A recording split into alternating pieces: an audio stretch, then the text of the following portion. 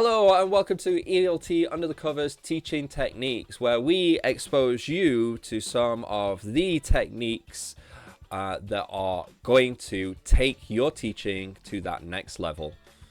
Today we look at gestures. Magic. I'm Neil, a team teacher. Hello everybody, it's Professor Rich. Okay, Rich. We're looking at teaching techniques. We're looking today at gesturing and how important using gestures is within the classroom. Could you kind of give us a rundown on your thoughts on gestures before we look at some in-class footage of gesture use? So I think probably what we're going to see in this video, this is Jeremy Harmer teacher training video. It's a Jim Probably going to Scrivener. see. Jim Scrivener. Oh, sorry, Jim Scrivener, the other guy, the other guy who came out of International House Hastings from the late 1980s. So I think we're going to see.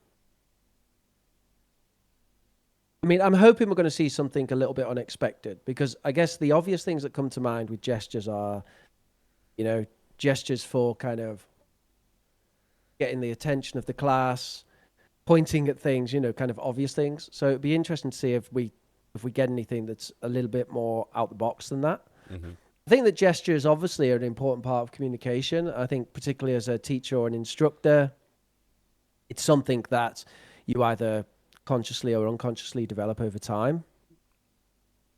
For myself personally, I think a big one for me is getting silence before instructions. Mm-hmm. So I do kind of I kind of stand in a certain way and do kind of a hand wave. And then kind of slowly lift my hands higher if that hasn't quite got them yet. And then I start calling names. Like if there's a few students who haven't noticed, they tend to all kind of notice. And then I'll nominate. Do you put your who... head back as well, like you're celebrating a goal, like you've just scored a worldie? No, but it might well look a little bit like that. A worldie. The other thing. So another thing that comes to mind, actually, it's something that I've changed recently, a kind of cultural awareness thing, which I have to say is, happens embarrassingly rarely for me, because I'm not very good at it. Ironically, after 16 years of international language teaching, I'm not that great at cultural awareness, but I don't point anymore at students, and I used to. Like I used to point to kind of nominate them and stuff, but I don't do that anymore, because I do think it is rude in quite a lot of cultures to point at someone, no matter why you're doing it. Mm-hmm. So I kind of do an open hand now when I'm nominating someone. It's kind of Maria, Frank, that sort of thing, and it feels better, I have to say. So this is just one potential insight you can have about gestures as a teacher, isn't it? And I think there's many that you can have. It's obviously a very complex issue, especially when you're bringing into the class multiple cultures. Yeah, and I think it's one of those ones that it's kind of, if you don't think about the basics and you don't follow best practice, you can kind of go a little bit awry, and it can be confusing. So what I'm expecting is just a solid examples of basics and and how to think about it. And I think it reminds me a lot of giving instructions, it's a lot, there's a lot more to it than you might think. One, because of that cultural aspect that you talk about, but also because of the ways that it could hinder a class as well, in the way that if you are talking or doing gestures too much, it can be distracting or confusing, depending on your situation. So what I think now would be best, let's spin on, have a look at Jimmy, and see what he does, and then we can build off that. How's that Yep, sound? good idea. Yep. Double thumbs up. Okay, everybody, stand up, please.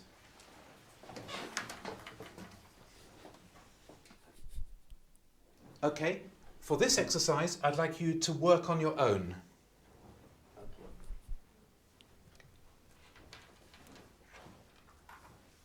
Yeah. So you see that so much, don't you? That 5 kind of minutes. gesture to get 5, people working okay? together. I do like the.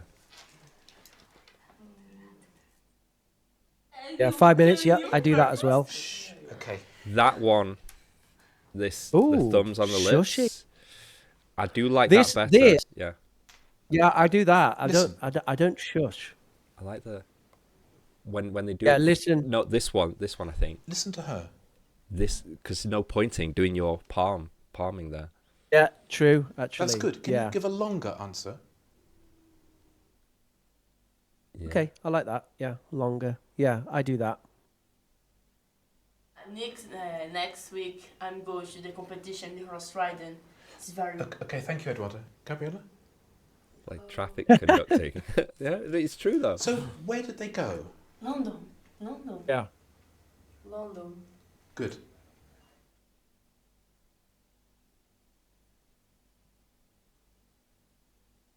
Then you become like an orchestra conductor. But it's true. So- Like we see, a lot of that stuff I do naturally. I'm naturally a gesticulating kind of person. I should have been Italian, and a lot of the stuff I do, like the kind of like be quiet and like that.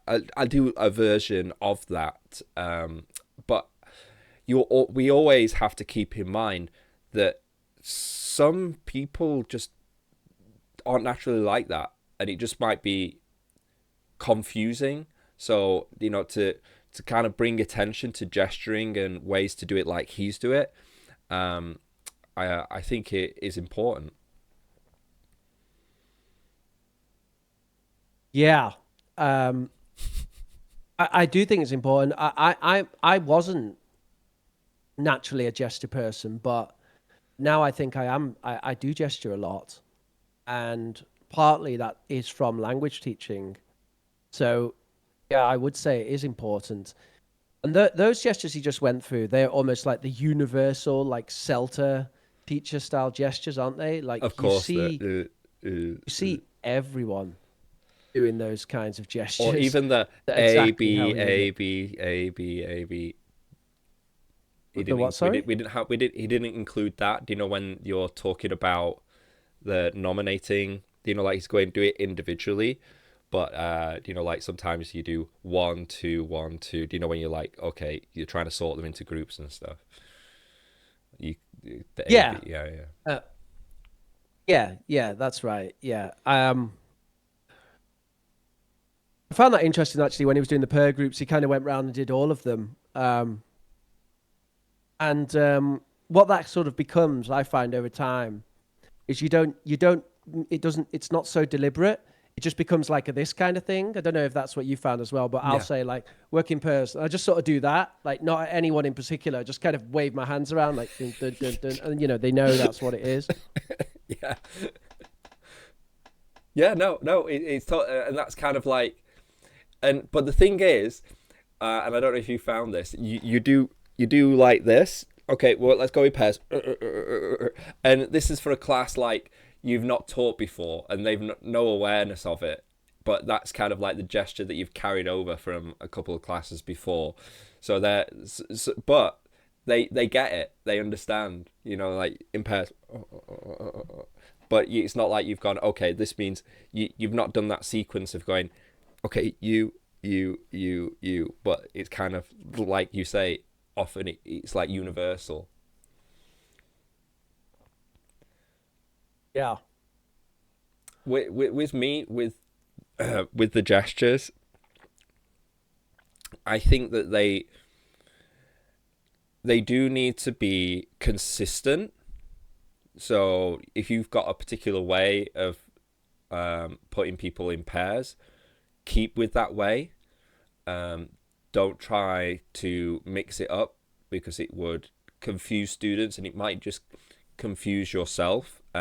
Be cognizant of what you're doing and how you're doing it. And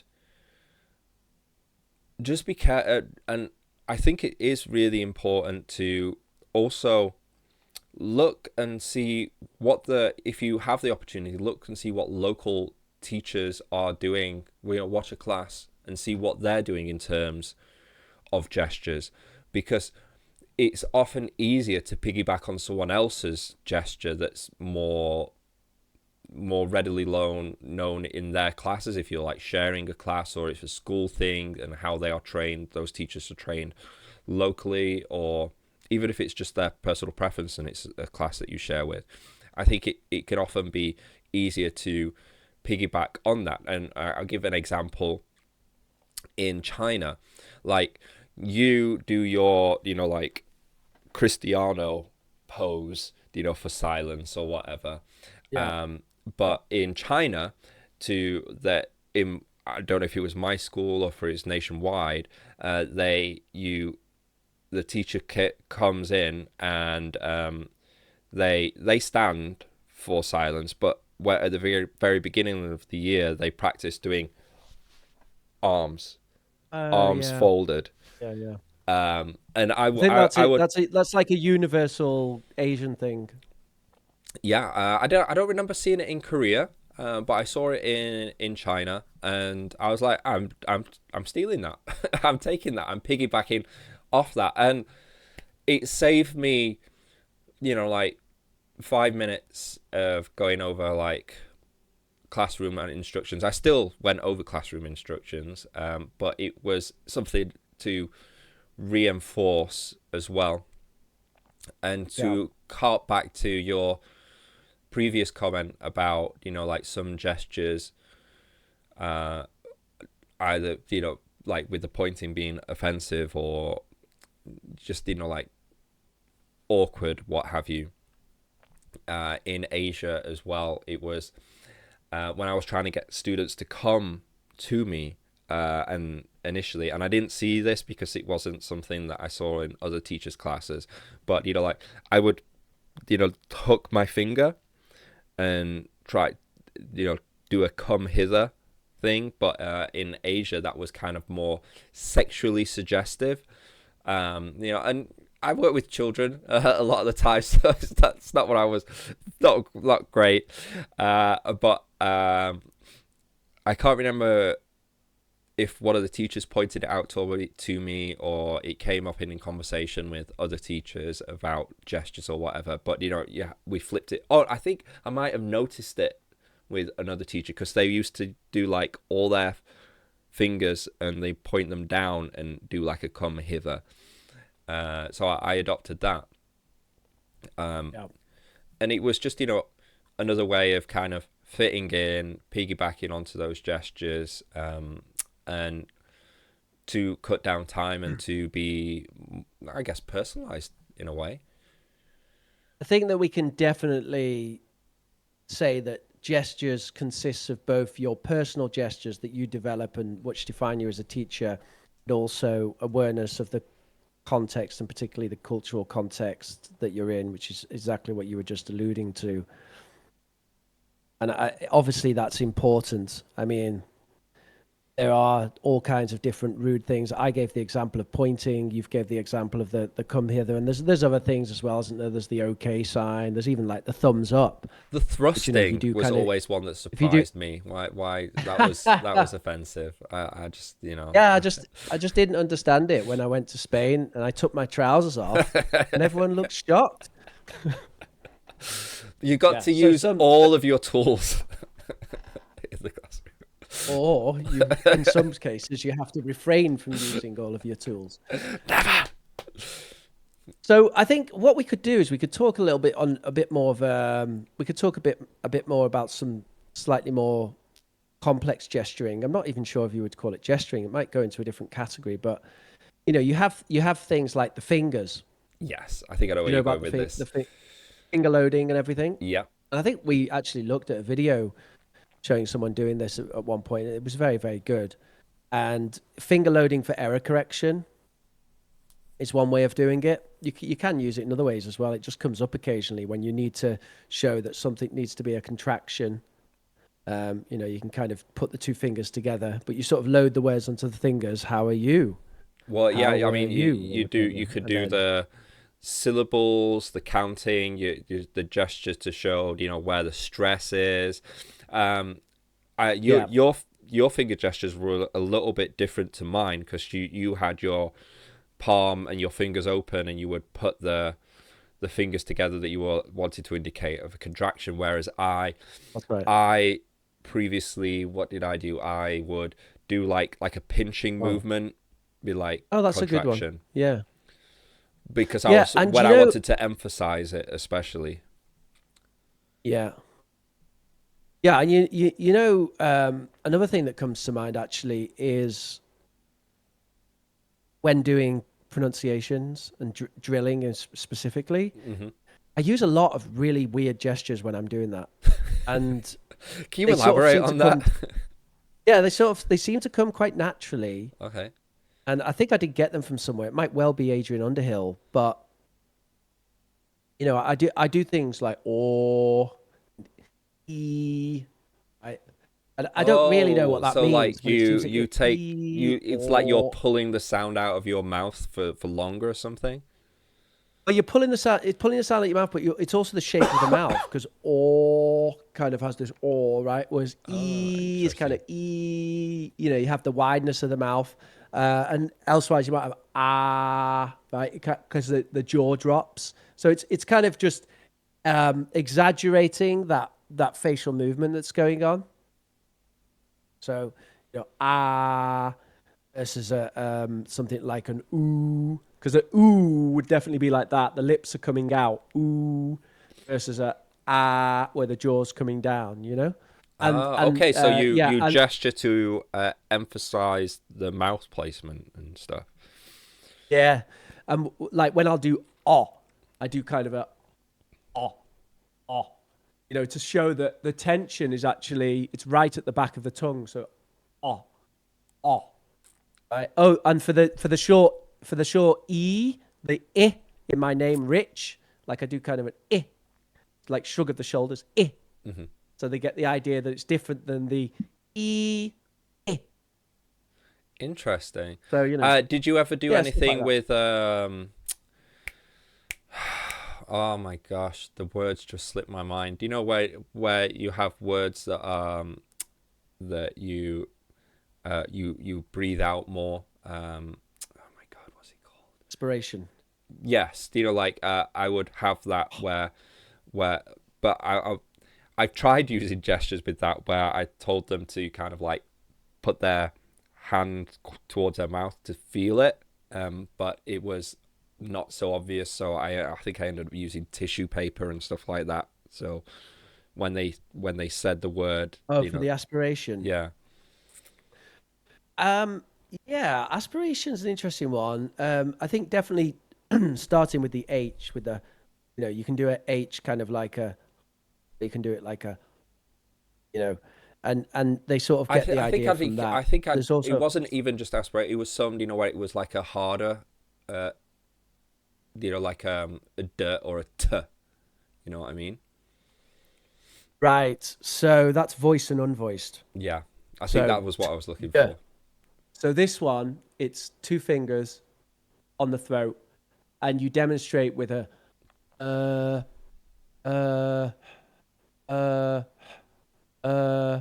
and when you do the you can feel the vibration here because the vocal cords vibrate. And then it's the same for the voice and unvoiced. So t, d.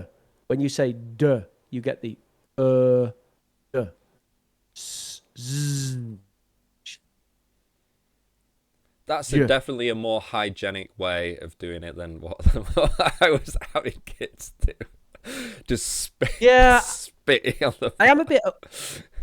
I'm a bit aware of that as well because I've seen some kind of ways of demonstrating phonemics that I think are a bit unhygienic, in my opinion. Like there's one that's like you get your finger and you put it here, and your tongue touches your finger to do the Oh, sound, right? Like okay. other, the, because the tongue touches your fingers. But I'm not so keen on that. I don't really want to lick my finger. You know what I mean? So No, you want someone else to. I normally draw that on the board actually. But yeah, I think demonstrating phonemics can be good for gestures. And I also do kind of quite wild gesturing sometimes, which I'm not even sure if it makes a lot of sense. I might just be kind of, it would be interesting to get feedback from the students as to whether it helps or not. Because now that I reflect on it, it's something that I've done for sort of years. And I don't know if I just seem like a crazy person, but, you know, I sort of wave my arms around when I'm organizing activities sometimes. Yeah. You know, it's kind of like, right, okay, you guys kind of come over there and you guys kind of come here. You know, I'm doing like this sort of stuff. Yeah. And I have no idea if that actually helps with what I'm organizing. In my head, it does. Like, you guys come here and you guys come here. It's almost like Iron Man using his computer, you know, or Tom Cruise in... You look like you're that going to awesome open a portal sci-fi to film. Doctor Strange or something like that. Minority Report. Yeah. Yeah, exactly. Doctor Strange. It's like Doctor Strange. Yeah, that's exactly it. I'll do stuff like that when I'm like trying to. You guys Proof come that here, Richard's and then you classes are guys magic is true. here. Yeah, and I have no idea if that helps, but I do stuff like that, and I think I don't know. For me, it seems to help anyway, and you can sort of go like this sort of stuff. Just something I remembered as well about, we were talking about, like when you're trying to get someone to listen to someone else, something that I've found that's very effective is just looking at the person who is talking to you and you want them to talk to another student. So it's actually getting a student to talk to another student. If you're trying to get a student to talk to another student, because they were having a discussion and they start talking to you as a teacher. This happens quite a lot, doesn't it? And the class is having a discussion together, and then one student says something, another student responds, but they tell you, the teacher, rather than the student. So it's like they're trying to interact with you and have the conversation with you, but you don't really want that. You want it to be in between students. So you look, obviously you're looking at the student who's talking to you, and you just gesture to the student who they should be talking to. And they normally get the idea from that. I don't know if that's an intuitive thing for you or whatever. It was totally alien to me. It was really difficult for me I had to very consciously do that. Like continue looking at the student that's talking to you and kind of do this. Because my natural inclination is to look at the student that they should be talking to, and then I wouldn't know what to do then. It's like, what am I doing now? Yeah. So I don't know if that's just a weird idiosyncrasy or whatever of me, but yeah, it's you keep looking at the student who's talking to you, and then you gesture to the student that they should be talking to, and they look over. Interesting. One thing that I would like to see explored with gestures is the almost like the integration of these classroom gestures along with like Makaton or like some sort of sign language, because I find that there's a bit of a crossover, and like I would I use it with my kids, and like the look is like two fingers towards the eye and the direction that we're in, and I would do something different.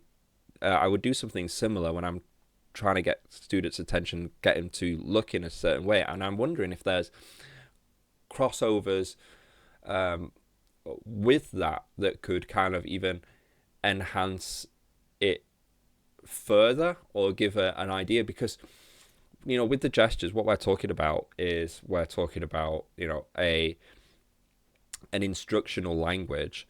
Well, would there be anything that we could look at with a sign language or something that's like more Sen, like Makaton, that we could kind of take from, because that is obviously something that they would use day to day, and more, I guess, more of a history, and it's very intuitive. So I wonder if there's something that can be extracted from that. Yeah, I've always been super interested in things like that, and signing as well. Ever since we discussed it, Hmm. and I think they are only things that could be beneficial, that would kind of improve your communication. So sort of why not, in my perspective? Yeah, if you've I've got if never. you're out there and you're experienced with signing, Makaton or anything like that, and you've got some thoughts, please reach out, put it in the comments below, and we can do another one of these and go a bit deeper. One thing we've not touched upon, and I think should also be included with gestures, is facial expressions. I found them to be just as useful as gesturing in a class for not just classroom management, but also like error correction. Oh yeah, yeah, that's a good point. You know, just Yeah, just kind of like the scrunched up. They say something, it's confused yeah, faced. The kind of the slight. It's not a wink, but like you close your eye, you're like, and yeah, do like. I don't. I yeah. wonder if it's a universal face She of is. like. Just go. She is Try to look like speak. She is speak English. She yeah. is speak She. English. What do they call that? Is that echoing? They have different. There's different names for it, isn't there? There's like echoing, and there's reformulating. I think reformulation's the kind of controversial one where people say it's one of the most popular things that teachers do, but it's one of the least useful ways of error correcting. When a student says something wrong and you just send it back to them in the right way, like they say she is learn English, and you say she is learning English. Like that reformulation Oh is supposed to right, be one yeah. of the No, one of the. forget that. We don't want that. What we do want is a nod to keep them going. And you keep going, You even close your eyes. They're talking, or they said something wrong. What you need to I do get, is you need to I get look like a circle. you need to look like you've just shoved 5 lemons into your mouth. She is. But that is kind of it's funny because it's the natural reaction as well, especially when someone's using your own native language, and it's because you're almost listening to music, you're listening to the melody, and some native speakers they know if something's wrong, and it hits them like like they've just had a lemon thrust in their mouth. They're just like he can go, and you're like, what happened? Why did they use that?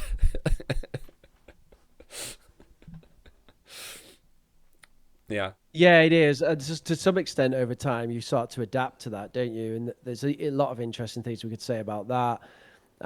Like you start finding yourself using learner language, don't you? You can actually you start to acquire the students into language. So you start to kind of speak student speak, Yeah. and I think that can be a little bit dangerous. Yeah. Like, yeah. Or you Like, just get no, so not do, accustomed to it that you don't not even do that think about today. correcting Do, it. do this, do this. Come here. You come here. You do this. We do this now. You kind of start to adapt your speech a bit too much. That's more the kind of art of.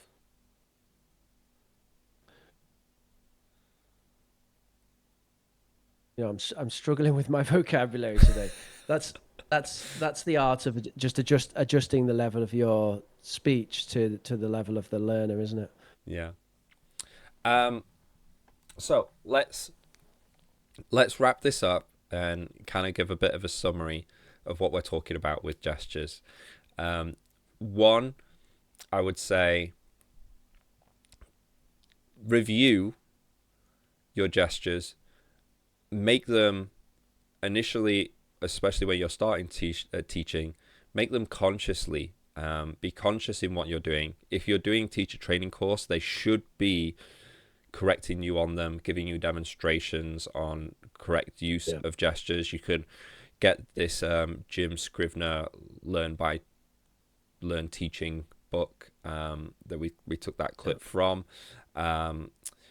Don't just go in thinking, I'll wing it and it'll make sense. It's treat it as you would with instructions. Additionally, wherever you are, be it in whatever different country that you're teaching in, see if there is a local gesture that you can use rather than one of your personal ones that you've used in the past. Might make your life a lot easier. Might even be per school, per teacher if you're sharing a class or something like that. It helps build that synergy. And also, when you're thinking about gestures, think about your expressions, think about your body positioning for being able to be seen within the classroom, for these gestures, and also think about gestures in terms of error correction. It's just you're almost like a walking whiteboard in many sense of how you can utilize your body to give instructions, to give error correction and other non-verbal cues to your students. Is there anything that I'm missing on that, or is there anything you'd like to add? No, I think that's a reasonable summary. I think a couple of things else, a couple of other things I would say about that. First of all, it is very useful to receive feedback on gestures, because it's quite difficult for you yourself to know what you look like when you're doing gestures unless you film yourself, which is also something useful to do. And I know you've done that in the past, and I've done it as well. Filming yourself in the classroom, I think, is very useful. Mm-hmm. But I have quite a kind of clumsy kind of style of movement, and it often does show me that some of my gestures are a bit clunky. Like my drilling used to be so over the top when I would get them to do it. Like I would sort of like do the model, like going to go to the park, and then I would kind of like thrust my whole body forward, and like it was like I'm parting the Nile or something. Yeah, it was way too much, and I only got that from an observation that someone told me, like, you don't need to like leap forward when you're like getting the students to repeat after you. And another thing I would say is, I've totally forgotten, but there was another point.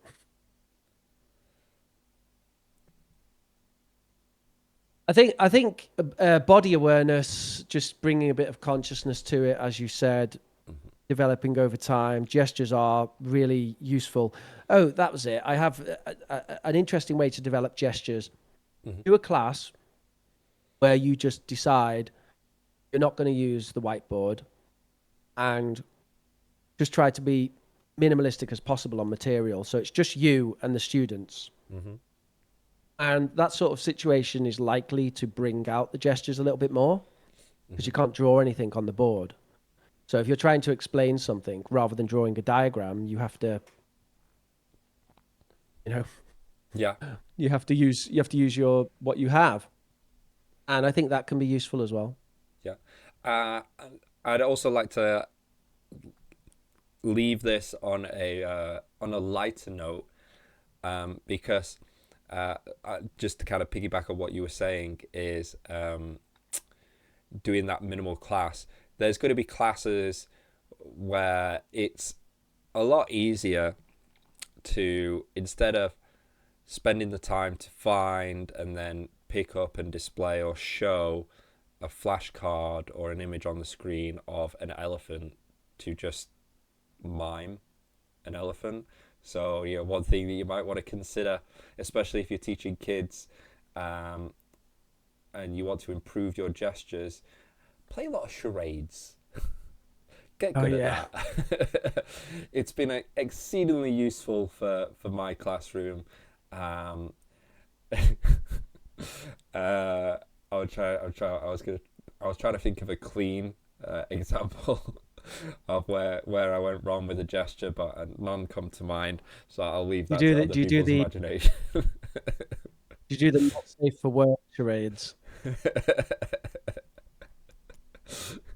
Yeah. I've got one example stuck in my head, and I can't get it out to think of anything else, and it is not something that I would like to share in public. Moving on then.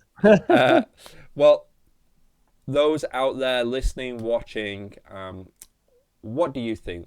What do you do with your gestures in the classroom? Did we miss anything out? Is there any particular technique that you would like to share? Please leave it in the comment below. If you think you're some sort of gesticulating genius and you want to bestow upon us an elaborate Doctor Strange thrust routine that amazes your classes and gets their attention, well, I'm sure it would, please drop us an email at eltunderthecovers@gmail.com, and we'll have you on the show, for you to show what you can do. I'm going to leave it with my esteemed colleague, Mr. Prof. Rich, to take us home in the most gesticular form that I'm sure he can muster. So let's finish it up with a contrary perspective. Oh, okay.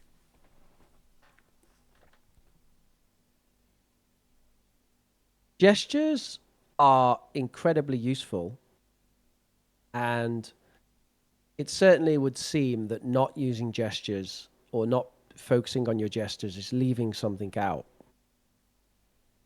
That said, they are not necessary, and it can be very interesting. There are different ways of captivating people, and sometimes it's the stillness that can captivate people. And I noticed this with the late great Ken Robinson, who, when he presents, and I think he had some sort of spinal condition, actually. I'd never realized it before, but I saw him kind of walking onto stage one time, and he kind of hobbles. I'm not sure if it's a leg issue or a back issue. But he uses almost no gestures at all. Like, in fact, his body barely even moves. If you watch, and he's got the highest viewed TED Talk ever, which is, it's called something like Creativity and Innovation in Education, or the Innovation Revolution in Education, the Creativity Revolution, or something like that. You can find it easily because it's the most watched TED Talk that's ever been made. And if you watch him talk, he doesn't move, apart from his head and his mouth, and he speaks. So he's really focusing on face, tone, and the words he uses. And it's phenomenally effective. Like, you are captive when you listen to him speak. So I do think it's worthwhile also considering that sometimes maybe you put the dancing monkey away and just really focus on everything else. And I think that can also be very interesting. Wise words. Well, remember to like, share, subscribe, and leave a comment below to let us know. Bye-bye. If you're looking for more information from myself, you can go to teamteacherchina.com. We've got a whole bunch of materials, PowerPoints that you can use instantly in the classroom. We've got a Team Teacher China YouTube channel where we have videos teaching you how to use those materials. Team Teacher English, where we put those materials into a video form for self-study. And Team Teacher Baby, where I take my experience as a teacher and put that into parenting. And go to youtube.com/Professor Rich to see some English teaching. You can catch me weekly live streams on Oxford Online English YouTube channel. Oh, and also you can do a YouTube search for POG Space UK, and you would get my alpha version of my new gaming channel, which actually just have some trial content on there at the moment. You can email us here at eltunderthecovers@gmail.com if you have anything you'd like to contribute to the show. Smash that like button, share and subscribe. And watch 100% of the video and don't click Exactly. off. Thank you. Bye.